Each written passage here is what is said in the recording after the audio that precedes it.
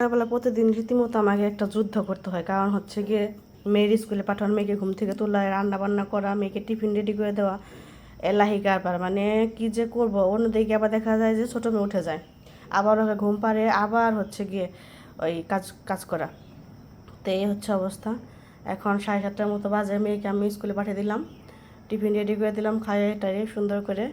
এখন হচ্ছে দেখো নিজে বসলাম একটু খাবারটা খেয়ে নিই।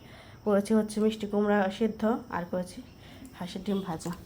খুব সকাল 6টার সময় নিজে উঠে তো মেয়েকে ডাকি না, ভাবে একটু পরে উঠাই, তারপর তাড়াতাড়ি করে ঝটপট আমি ভাতটা বসিয়ে দিই, কারণ ও তো খেয়ে যাবে।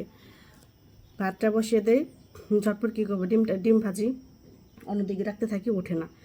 তো অনেক কষ্ট করার পর ওঠার পর হচ্ছে ফ্রেশ ট্রেশ হয়ে রেডি করে দেই, ড্রেস পরে দেই, তারপর হচ্ছে খাবার খাইয়ে দেই। অন্যদিকে দেখা যায় যে ছোটো মেয়ে উঠে গেছে, আবার ওকে যে আবার ঘুম পাড়াতে হয়। তারপরে আবার উঠে আবার ওর কাছে এসে টিফিনটা ভরে দিয়ে সুন্দর করে এই যে স্কুলে পাঠালাম। মানে সকালবেলাটা যে কী করবো একা একা, মানে এটা সামলানো আসলে খুব কষ্ট হয়ে যায়।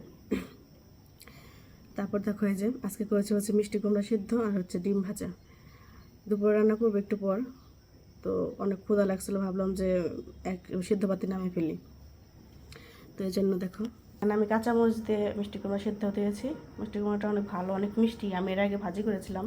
আর এখানে দেখো যে মেয়ের জন্য 4 পিস ভাজছিলাম, ছোটো মেয়ের জন্য তো খায় না, দেখা যায় এক পিসই খাবে না। তো এখান থেকে মেয়েকে আমি ভাত, আজকে টিফিন হচ্ছে ভাত দিচ্ছে ওকে, ডিম ভাজা আর হচ্ছে কুমড়া ভাজি দিয়া। তো এখন আমি খাবারটা খেয়ে নিই, চলো।